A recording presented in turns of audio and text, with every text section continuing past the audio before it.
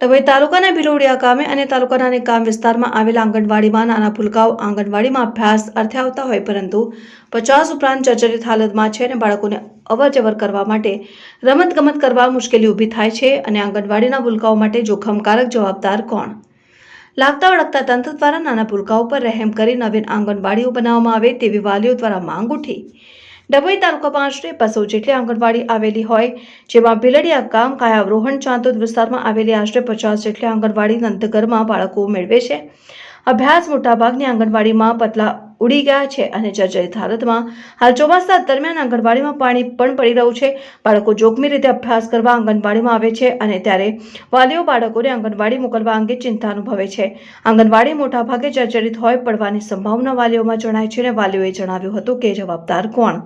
TDO અને આઈસીડીએસના અધિકારીને વારંવાર રજૂઆત કરવા છતાં તંત્ર અને આઈસીડીએસ વિભાગ નિદ્રાધીન। આંગણવાડીના ભૂલકાઓ અકસ્માતે ભોગ બને તે પહેલા લાગતા વળગતા તંત્ર સક્રિયતા દાખવે તે જરૂરી છે। ડભોઈ તાલુકાનું છેવાડાનું ગામ ભિલોડિયા આવેલું છે, ત્યાં 2 આંગણવાડી છે અને બિલકુલ જર્જરિત હાલતમાં છે। એક આંગણવાડીના તો પતરા ઉડી ગયા છે ને એકમાં ઉપરથી પાણી ગરે છે, છતાં એને બાળકોને ભણાવવા માટે બેસાડે છે, ગમે ત્યારે બેસી જાય તો એ મોટું જોખમ છે।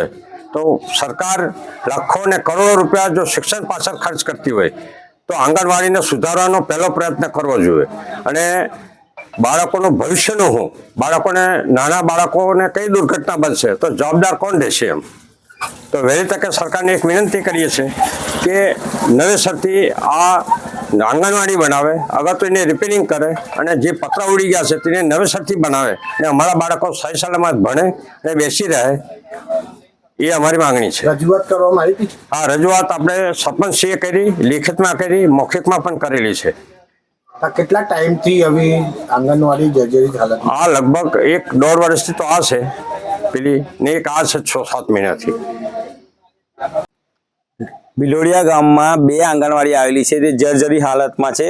એ ગામ અમારા ગામમાં જે અત્યારે હાલના મિનિટને આંગણવાડી જોઈ શકો છો, જે ગામમાં અમારા છોકરાઓ નાના ભૂલકાઓ ભણે છે, જર્જરી એકદમ હાલતમાં છે। કયા ટાઈમે દુર્ઘટના થાય એની કોઈ નક્કી નહીં, તો એની જવાબદારી કોણ લઈ શકશે? આજે સરકાર લાખો રૂપિયા બાળકો માટે કે શિક્ષણ માટે જે ખર્ચે છે તેનું શું? અમારા ગામમાં જે 2 વર્ષથી એક આંગણવાડી બંધ છે અને આંગણવાડી જર્જરી હાલતમાં બાળકો ભણે છે, તે આંગણવાડીમાં અમે આજે શું થશે દેશનું? તમે રજૂઆત કરી? અમે 3 થી 4 વાર ટીડીઓમાં રજૂઆત કરી છે, આંગણવાડી સુપરવાઇઝરને રજૂઆત કરવામાં આવી છે, તેઓ છતાં કોઈ નિરાકરણ આવ્યું નથી। શું જવાબ આવ્યો તમને? અમને એવું કીધું થઈ જશે એવું કહેવામાં આવે છે।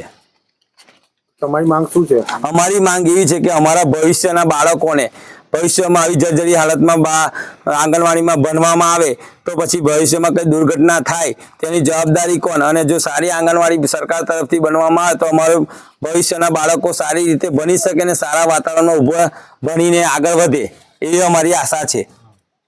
બરાબર।